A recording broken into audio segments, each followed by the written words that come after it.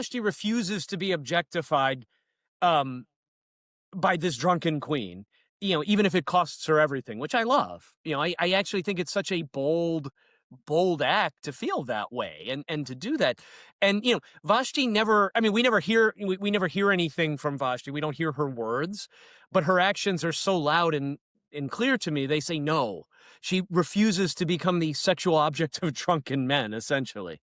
And then, so the narrative, this whole, then you have this over-the-top reaction, right? Which I think actually does go nicely with some of the other things we've been talking about recently in terms of this backlash, right? So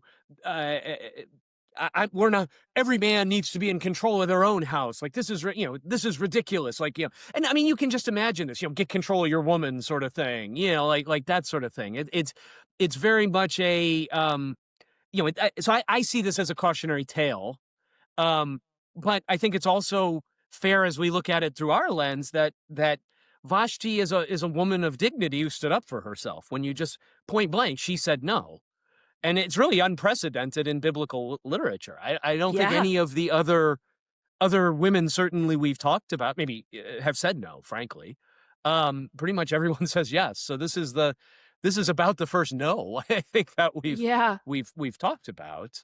Well, and just the power of and no means no. Take away my crown. I don't care. Like, I will not do this. And one thing that one scholar who was talking about the comparison between Jewish reading of Esther and Christian reading of Esther is that in Jewish feminism, there is this kind of new honoring of Vashti for her behavior, because apparently in Purim, a bunch of little girls always want to dress up like Esther. And the woman in this video was talking about how, and I always told my kids, you should dress up like Vashti. Like, she is awesome. I want to be like her.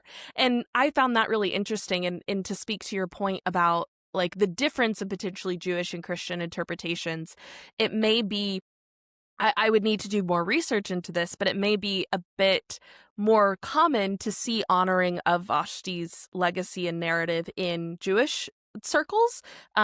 That's kind of my inferring here. Again, I would need to do more research to confirm that. But also, I think another thing that this woman brought up was that in the time, once men got to this point, after the banquet, after dinner, they're drunken, that is when the wives go home, but the concubines and sex workers come out.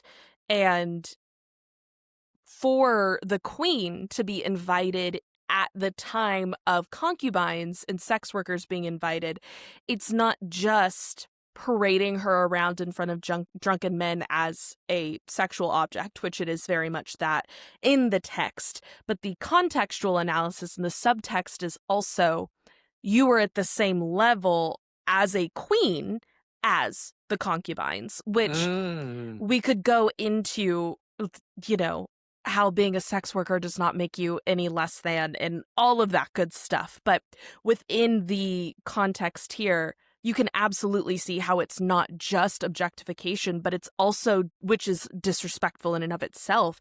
But as a queen, to be told, and you are just a pretty face, and I do not respect you more than I respect the people who weren't virgins when they got married, and all of the values that they have. So I thought that was really fascinating too, that it's not only are you disrespecting me as a human being, but you're disrespecting my role and my title. So take it away then, because if I don't have this title anyways, no, take it away, but I will not sacrifice my integrity.